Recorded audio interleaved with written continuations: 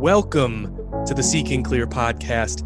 This is a show about searching for the things that we all want.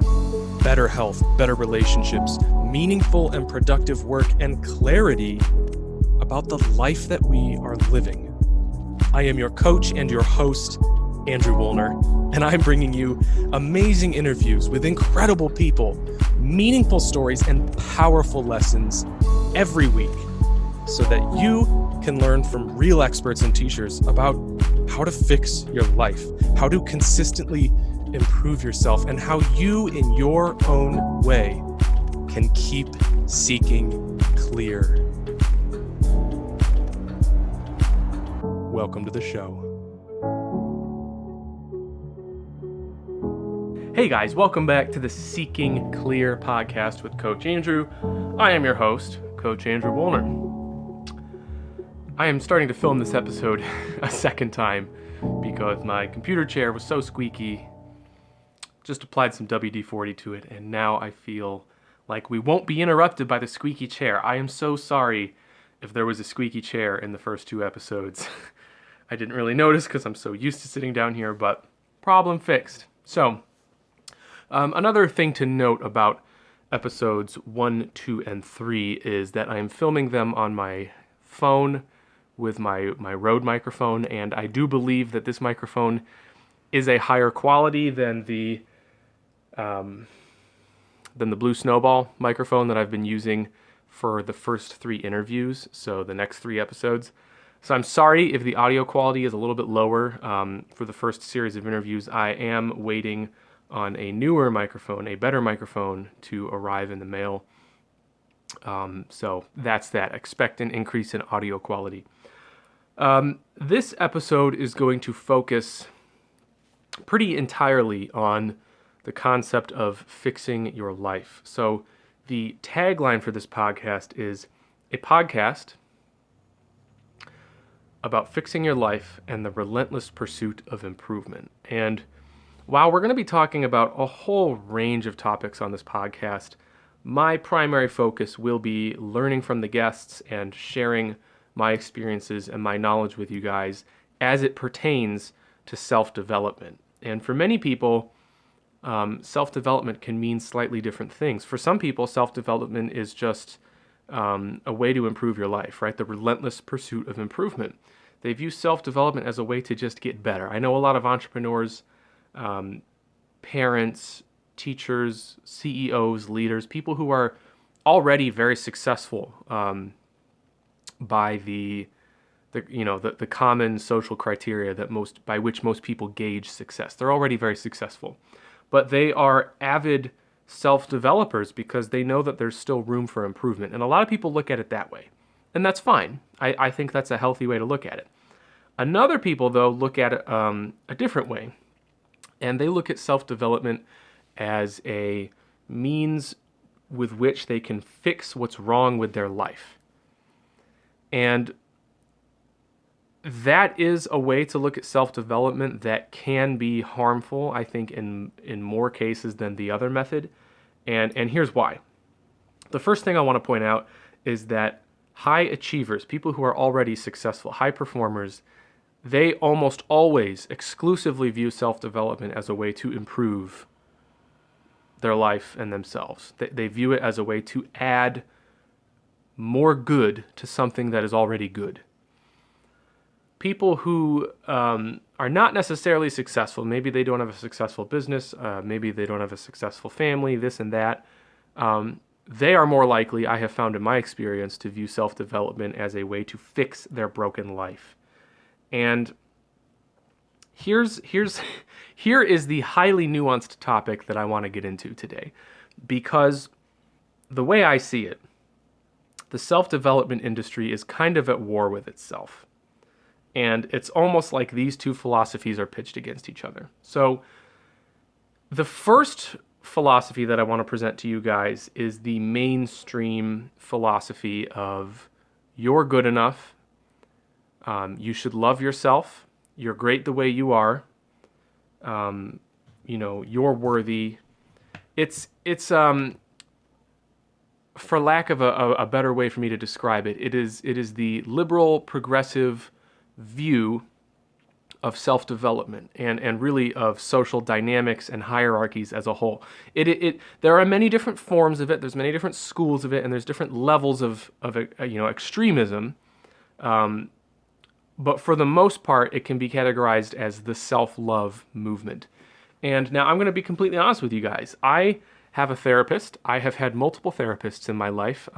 I do not believe my life is broken. I'm very, very happy with my life and my business and my family. I think I'm incredibly lucky for tons of reasons which we won't get into. But every morning I practice gratitude because I am thankful for what I have. But I have always had a therapist. I am thankful for my therapist. I have had psychiatrists, psychologists, counselors, and therapists. And I think no matter who you are, no matter what level you might think you're at, you can benefit from having a therapist, and you should look into it because it's not just for broken people. Therapy is for anyone who wants to have a sounding board or someone to bounce opinions or ideas off of, or someone who just needs someone to listen to them. It's a fantastic tool. And I'm talking about my therapist because my therapist is very much into the self-love ideology. And frequently, she tells me I'm too hard on myself and reminds me that my perfectionistic tendencies and the way that I picture my ideal self is sometimes counterproductive. In fact, most of the time, she thinks it's counterproductive. And I can understand the self-love movement. I can understand the way that certain groups and certain people will tell you that you should think you're good enough. Because it makes sense. It really does make sense. You cannot improve if you're too far down or too low or too hard on yourself to even make any progress in the first place. You have to have enough confidence and self-love and self-appreciation and gratitude and self-respect to get started on doing anything. It's super critical. That is one of the main things that stopped me from succeeding with my business early on. It was a lack of confidence.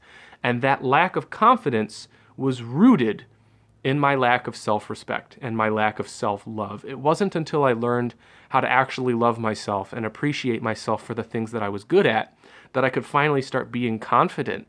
Because when I loved myself and I respected myself, I realized how hard I was trying, and I realized how much work I was putting into certain things, and I realized how good I was actually doing with certain things. And that allowed me to extract confidence, and the confidence gave me everything I needed. It gave me the energy and the image that I needed to move forward and tackle bigger goals and eventually get to where I am now. So self-love is valuable, okay? I'm not going to say it's wrong, and I'm not going to say it's right. It's valuable. The other side of the self-development industry, right? The other side that has been gaining more momentum lately, I feel like it's gained more momentum as a result of the conservative resurgence, the conservative pushback that has been happening in this country lately. I think probably starting around the time when Barack Obama was elected, the conservative thinking people in this country began getting louder. And I'm not going to talk at all about politics because that shit literally doesn't matter. Don't even waste your time thinking about it. I'm talking about the social implications here. Psychosocial implications. But the angle that these people are coming at self-development from is the angle that, no, chances are you're not good enough. Chances are you're lazy, you're entitled, you're selfish, you're making excuses, and you're acting like a victim. And you need to recognize that there are problems with your life, and only once you recognize that there are problems and you start taking personal responsibility can you fix those problems. That's the other angle of self-development, and we see opinions like that coming from people like Jordan Peterson. Jordan B. Peterson is really prominent right now. I love his books. I love about 80% of the things he says. He's really inspiring, but he comes from a responsibility, a individual responsibility perspective, right? Gary Vaynerchuk is another one who comes from that angle. In fact, a lot of the social media celebrities in the entrepreneur space. Grant Cardone, Gary Vaynerchuk, Tim Ferriss, the people like that, Tom Bilyeu, a lot of them come from that angle, right? Ed Milet, that's another one. They all come from the angle that you need to recognize that you're messing things up. Like, you are part of the problem, if not the entire problem. And that perspective is also very useful. It's very valuable.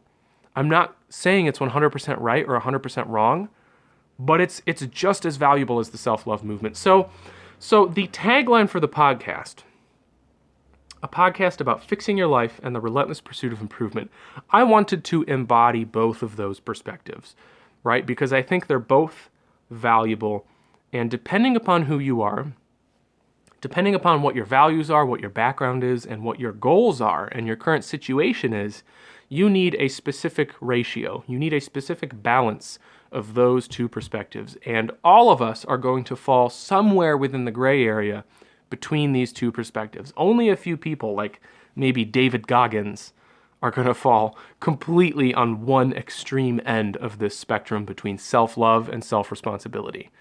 So now that I think you guys probably have a better idea of what I'm talking about when I talk about the spectrum of self-development, let's talk a little bit more about how to actually start figuring out where you should fall on that spectrum and what type of philosophy, what kind of ideas, what kind of actions you need to be taking in order to fix your own life.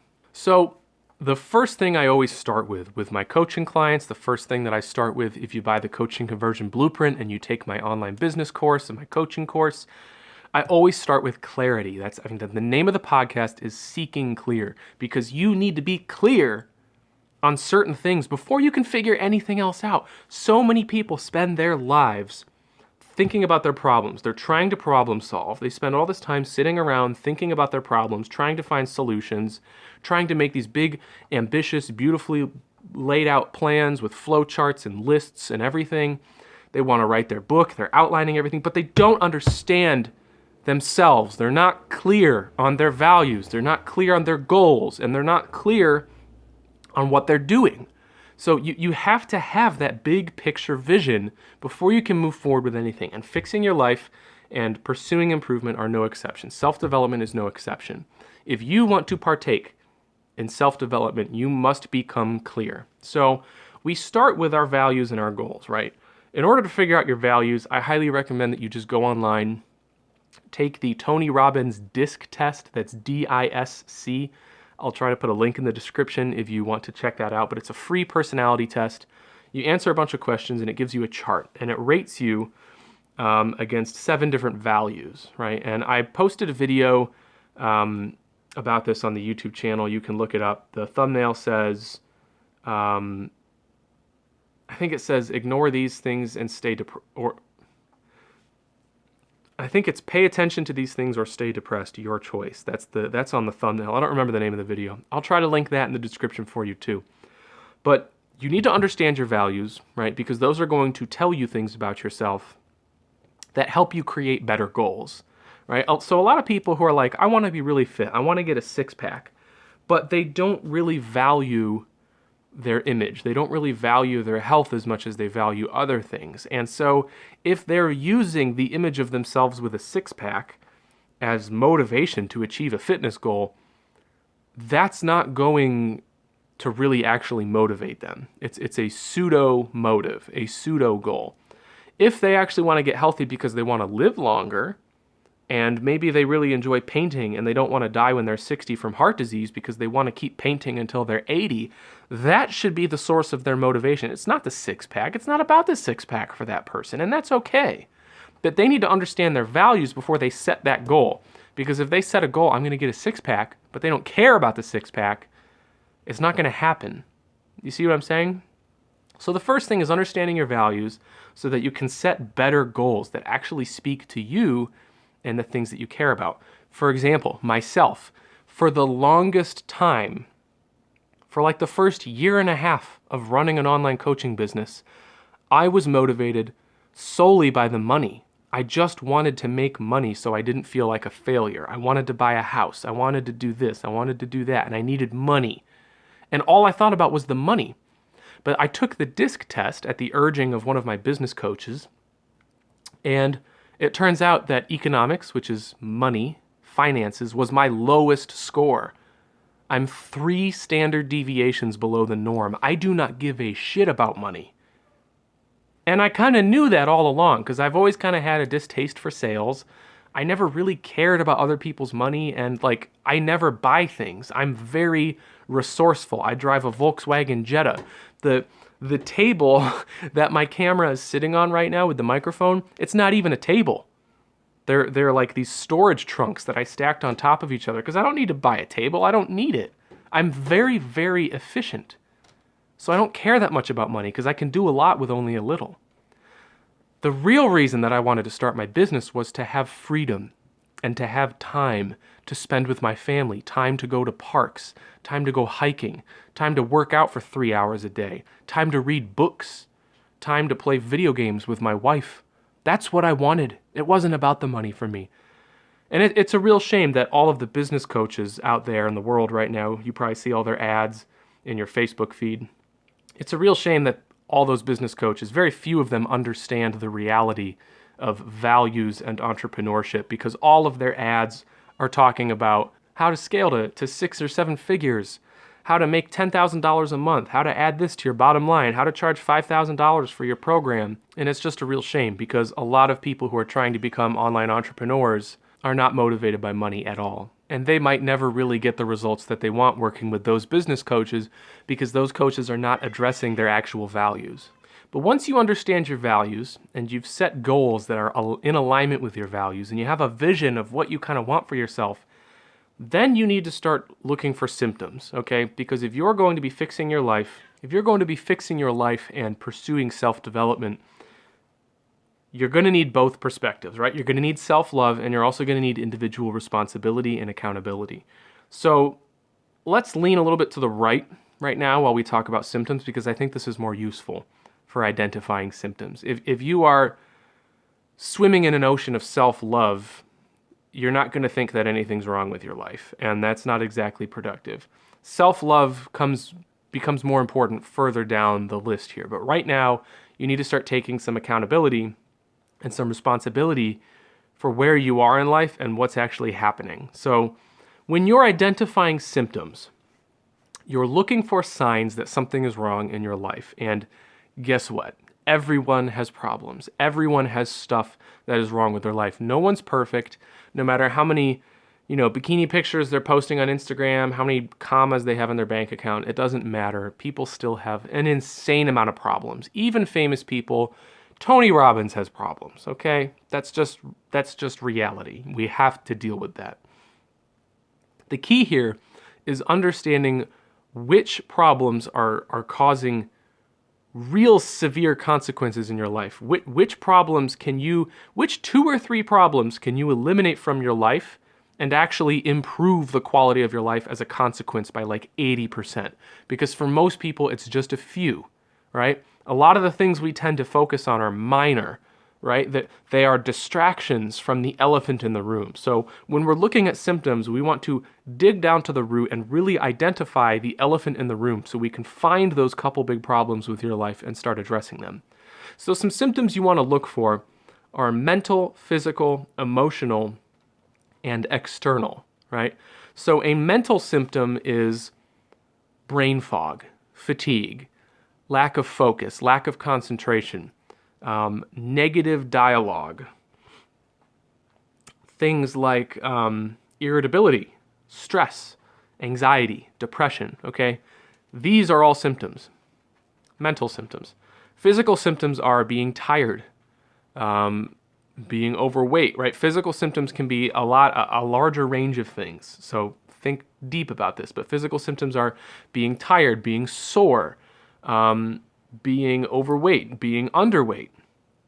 If you're losing your hair, that's a problem.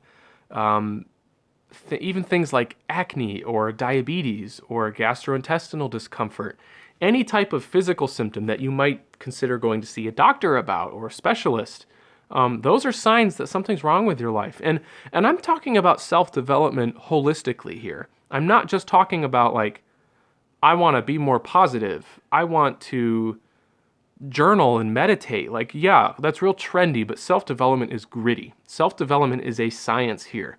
And I'm talking about like, if you're overweight, you got to fix that. If you're out of shape, you got to fix that. If you can't run 2 consecutive 8-minute miles, you're not healthy, okay? A human living in the wild before cars and escalators would have been able to do that. If you can't do that, you're not in shape, and it needs to be fixed, okay? So I'm talking about everything here, right? Addiction to sugar, addiction to caffeine. How many coffees are you drinking? How long does it take you to wake up in the morning? How much do you sleep? All of these things are physical symptoms that something is wrong. You guys are smart and you can identify these things, okay? Be honest. Other symptoms include emotional symptoms. So think about, again, like depression, anxiety, guilt, regret, fear, painful emotions, and even a surplus of positive emotions, right? Too much of a good thing can be a bad thing too, right? Are you just constantly like pursuing pleasure? Do you just want to feel good all day? Like you can't focus on work. You just want to hang out with your girlfriend or play video games. Like think really hard about your emotions. And this is probably the hardest one to do, especially for men like me who have been suppressing their emotions almost their whole life. It can be really hard to get in touch with these. And again, I recommend you see a therapist to do that. They will pull it out of you. They're very good at it. Other symptoms are external. So think about your relationships. Do your relationships stress you out? How about your work environment? Is your work environment clean, or is it semi-cluttered like mine?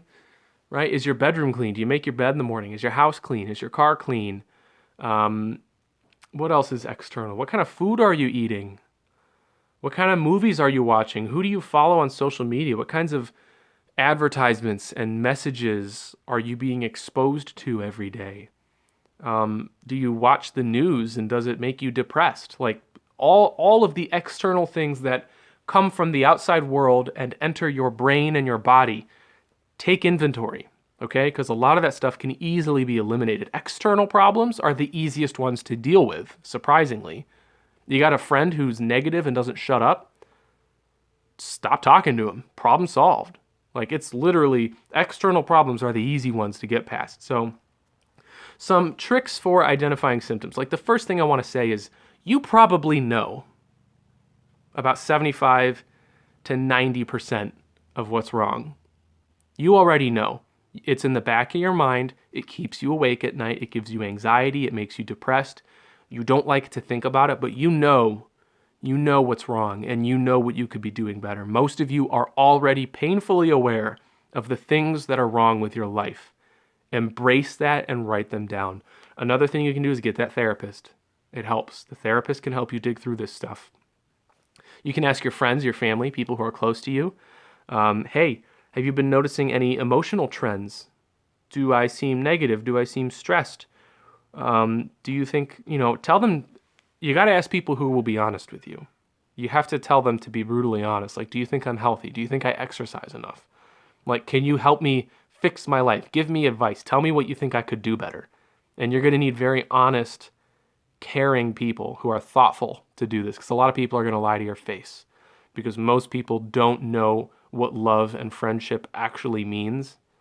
And they themselves are addicted to the lies of the self-love movement. And they're going to try to feed those lies to you by trying to make you love yourself more and by ignoring your problems. They're not going to tell you. Okay, so be very careful who you ask to do this. Another thing that you can do to identify symptoms is to do a little thought experiment here, where I call it the third person overview, right? So just pretend for a day, maybe do this at the end of the day before you go to bed. I want you to close your eyes and imagine yourself leaving your body. And you go up and you're up in the clouds and you're looking down and you can see through the roof of your house. You can see through walls and stuff, and you're just watching yourself. And you're going to replay the entire day. Replay the entire day. And from up in the sky, like you're God or something, just watch yourself in the third person. How late did you wake up? What did you eat for breakfast? How long did it take you to decide what to eat for breakfast? When did you get dressed? What did you do during your lunch break? How much time did you sit there with your head bowed down, looking at your phone? Think about all of the things you did from the third person. And if you start feeling disgust or pity or embarrassment or shame over some of the things that you were watching yourself do, that's a symptom. It's a very powerful exercise. And if you do it correctly and you really focus on it, you're going to find a lot of things that you wish you did differently. And that's a valuable exercise to help you find some symptoms for things that are wrong with your life. Once we identify the symptoms and we realize where some of these problems are coming from and the little things we need to fix, all we have to do then is dig down to the root. So why am I doing this? Why am I ignoring this? Why am I neglecting this? What's the root problem here? All right, and this is the diagnosing stage. So when we diagnose something, we want to keep asking the question, why? Why do I not work out? Why do I get anxiety about this? Why do I continue to talk to that person even though they stress me out? Why do I eat that food even though I know I'm going to feel guilty afterwards? Ask difficult questions and identify the reasons for your behavior. Again, a therapist is going to be your best tool for uncovering these things. You can also do some personality tests. There are many personality tests out there you can pick from, but some of them may be very helpful in identifying tendencies for your personality type, for your thought process, and help you kind of close in on reasons why you might be doing some of these bad things. Why are you self-sabotaging your life? If you can identify the roots and really come to some conclusions, then you can create plans that are actually going to work.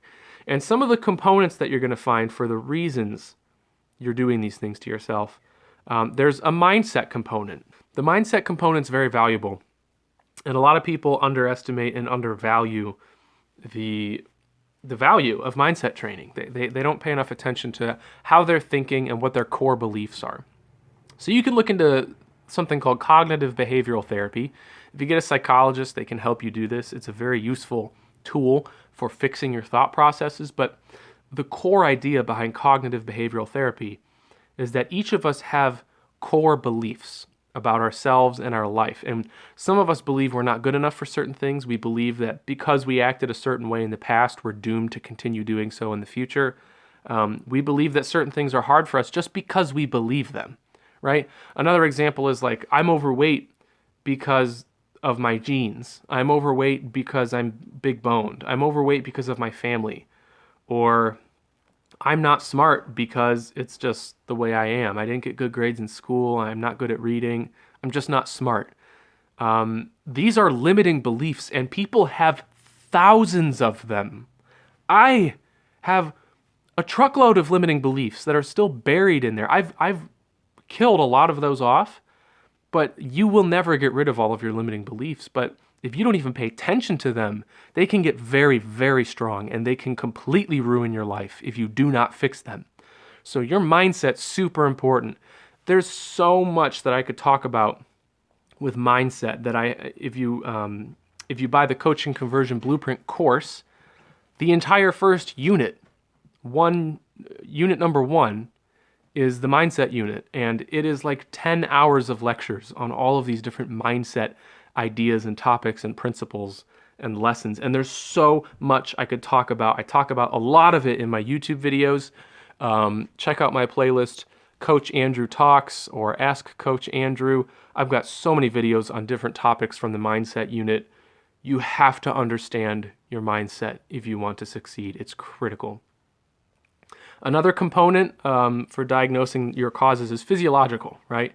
So a lot of us just have different physiology. Some people are bad at squatting because they have really long femurs or wide hips. It's the same principle with everything else. We're all slightly different. We're constructed biologically slightly differently. We have different genes. And there will be physiological components that affect your nutrition, your metabolism, your psychology, your body chemistry. All of these things are important, and they can play a role in some of your symptoms, particularly your mental and physical symptoms. So just be aware of your biological component, right? Because some people are more prone to being overweight than others. That doesn't mean you're doomed to be overweight your whole life, but it means that there might be some things you have to do slightly differently. So try to pay attention to your biology. Talk to a doctor about this kind of thing. If you have fitness goals, go see a physiotherapist or a sports medicine doctor. There are people out there who can help you figure these things out. Some of this information is complicated, but there are resources that exist that are accessible to most of you that you can use to get a better understanding of your brain and your body. And they are connected and they are important, okay? Another component you should pay attention to is your external component, right? Your nurture component. So nature versus nurture. These are the next two and the last two components. So genetics and nature, and external and nurture. So your external components are your surroundings, your environment, your society, your civilization, your culture, the people you spend the most time with, the media that you're exposed to. All of these things are going to play a role. If you feel depressed all the time, you might come to realize that it's because of how much time you spend on social media. You're probably comparing yourself to other people constantly, and it makes you feel like a failure because other people curate photos and they use filters and they portray their life like it's perfect. And if you're not the kind of person who takes time to do that, you're going to feel like those people are better than you. That's an external component that is controlling your life. You are handing over control of part of your life to another person because of their stupid pictures on Instagram, okay? Pay attention to your surroundings. And the last component here is genetics and nature, and there is a limited understanding you can have about how much this affects you. You can do a DNA test like 23andMe. I did that. It's great. The health report was wonderful.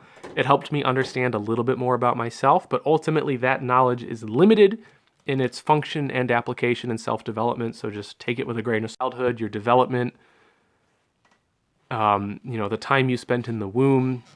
You're not going to understand or ever know those types of things. So as far as genetics and nature goes, just accept that there will be things you can't control. But for the most part, with the exception of your doctor, you can pretty much ignore that component and just pretend it doesn't exist because worrying about it is not going to help you in your self-development, okay? Just be aware of it. So if we can diagnose the root causes of some of these symptoms, we can then move into solving these problems. And this is where we need a nice, even dose, a healthy dose of self-love and individual responsibility. Because we used our individual responsibility to identify the symptoms and diagnose the causes, but now that we're aware of them, we need enough self-love to generate confidence and security in ourselves that we can create a plan and actually follow through with it. So when you're creating a plan to fix your problems with your life, I recommend that you pick only one to start with. If you're really ambitious, you can try two, but you may fail. And if you fail, go back and try one to start with. The first phase of creating plans to solve your life problems is what I call the research phase. And this is where you need to get a thorough understanding of your problem. So you may feel like you haven't quite identified the root cause of the problem. Maybe you need more help. This is where you hire a coach. You hire a life coach, hire a relationship coach, hire a fitness coach, hire a business coach, hire a mindset coach, a spirituality coach. There are thousands of coaches on the internet who are highly qualified, incredibly passionate, incredibly skilled, and have amazing programs that get results for their clients. I've worked with a lot of them. There are amazing people out there who can help you fix your life. If you don't want to hire a coach, you can buy a course or a program. A lot of these coaches also have courses and programs. I have courses and programs. You can buy self-help books. You can find a YouTube channel like mine. You can find a more specific YouTube channel about your specific problem, like a fitness channel, a nutrition channel, a spirituality channel. Whatever you need, find qualified resources. Find people with credentials. Find things that are proven to work. Do not do this alone. Do not do this alone. I beg you. It will take you so much longer than it has to if you try to do this alone. The first time I paid $20,000 for a business coach, I was terrified. Made the money back way quicker than I would have without him. Just do it. It's worth it, I promise. Invest in yourself. You think that a personal trainer is expensive? Try diabetes. See how expensive diabetes is. You think a business coach is expensive? See how expensive 2 years of no income is. Going into debt. 2 years of no revenue. That's expensive. Just invest in yourself, okay? You won't regret it. It's useful. And if you need help with research and understanding the nature of the problem and how you go about fixing it, if you need help with that, just hire a professional or buy some resources that can help you figure that out. Once you've done your research and you know what the problem is and you know how to fix it, you need to start creating a plan. And there are a lot of ways to do this. You can buy programs, you can buy a fitness program from someone, a business plan from someone, but you need to make a plan. And in order to have a successful plan with self-development where you're trying to fix a problem in your life, you need to understand SMART goals. So you need to know what specific tasks you need to be focusing on, how to measure your success. You need to make sure that the goals you're setting for yourself are attainable and realistic and you can actually get it done. And it needs to have deadlines. It needs to be time-bound. So set SMART goals and create an actual plan that gives you a step-by-step process so that every day you have small, tiny, little manageable steps that move you forward every single day. Most people are too ambitious when they create plans, and they try to do too much all at once, and that's why they fail. The key here is to start very small. If you wake up at 10 every day and you want to start waking up at 5, don't start trying to wake up at 5. Start waking up at 8. And then push it back to 7 after a week. And then 2 weeks later, push it back to 6. And then a month later, push it back to 5. Because you'll do it. You'll be able to do it. If you try to start waking up at 5 immediately, you will fail. And that will hurt your confidence. And every time you hurt your confidence, you start teetering and getting that much closer to depression or anxiety or self-loathing. And then before you know it, you have no fuel left in your mindset. You have no positivity left, and you don't believe in yourself. And then it becomes that much harder to do. So start small. Do yourself a favor and start small and take baby steps. Because if you set really small, super laughably easy goals for yourself every day, you will achieve them. And over time, it will add up. I promise. This is a foundation for life coaching. Take my word for it. It works.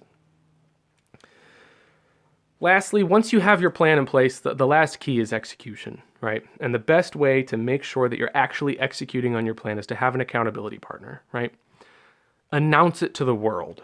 Put a post on Facebook and say, hey, everybody, I'm going to be doing this. And in a month, I'm going to tell you how it went. People are going to like it. They're going to encourage you. They're going to leave nice comments. And a month from now, you better tell them that you did it. Otherwise, you just embarrassed yourself and you lost credibility with all of those people. And that's what you think about when you're having moments of doubt. Do I want to let all these people down? Do I want to let my family down? Do I want to let my wife or my husband down? That is how you execute a plan. You have to create stakes for yourself, okay? It's literally what a wedding is. You want to know why everyone gathers around and they sit through a 3-hour ceremony and watch people get married and take vows and do all this stuff with the minister? It's not because it's pretty and it's nice for Instagram and everyone likes pretty dresses and flowers. No, it's because it's a social ceremony. You are swearing an oath in front of the entire village. And if you get divorced 10 years later, everyone who was there knows that you're a liar and that you break your oaths. You broke your vows in front of everyone, all your friends, all your family. If you go get divorced, what's your word worth? Nothing. Of course, no one today thinks about it like that, but that's what a wedding is. And that's what you need to make your self-development journey. You need to make a wedding out of it. Make a big announcement. Be held accountable. Don't be scared of your responsibility. Be excited to do this. Get amped up every day to change your life. Think about the end result. Keep your values in mind. Remember why you started, right? And remember where you're going and how exciting that is and how great it's going to feel when you're there. And in a few weeks, a few months, you're going to start seeing progress. And that's going to feel great and that's going to keep you going. That's going to feed the fire. But also remember why you started and remember what will happen if you don't do this. Keep replaying that in your mind. What's going to happen if you don't do this? What's going to happen to your life if things get worse? All of these tools will help you stay accountable. They will help you keep moving forward. And as long as you understand your goals, you have clarity on yourself, you understand your symptoms, you've diagnosed the actual root of your problems, and you've created a good plan with step-by-step instructions, small steps every day, as long as you execute on that, you will fix your problems. Okay? And remember, it's never a bad thing to ask for help. It's always okay to ask for help. There are lots of coaches out there who can help you, who want to help you. There are lots of professionals, lots of programs, lots of books, videos. It's all out there for you. And if you have big goals, you have big ideas for yourself, you should stop at nothing to achieve them. So that's it, you guys. I hope this episode was helpful. I wanted to just give you guys a very basic framework for self-development and behavior change, because a lot of what we're going to be talking about on this show is going to be related to this stuff. If you want more help with behavior change, if you want to learn more about mindset and how to get stuff done, check out the rest of my channel, Andrew Wuellner, on YouTube. I have all kinds of videos. The Ask Coach Andrew playlist is very valuable. You can leave questions in the comments or send them to my email, andrew@andrewwuellner.com. I will answer your questions either on a Q&A podcast episode or in a Ask Coach Andrew video. I am here for you guys. I hope you enjoy the rest of your day, and I will see you in the next episode. Thank you so much for watching this episode of the Seeking Clear podcast. I truly hope you enjoyed it. If you enjoyed this podcast and you want more of it, you can watch it on the YouTube channel over at Andrew Wuellner, and you can also listen to it on the major podcasting platforms, anywhere podcasts are found. You can support the channel by subscribing to the YouTube channel, downloading it, sharing it, showing it to your friends. All of that is greatly appreciated. I love the support. It shows me that you guys are getting something from this podcast, and I will continue to do it as long as that is the case. But if subscribing or sharing doesn't feel like enough for you and you want to do more to support the channel, you can go to my website, andrewwuellner.com, and check out what I do, what I offer, see if you might be a good fit for one of my coaching programs or my courses. And you can also go to andrewwuellner.com/resources to see all of my special offers.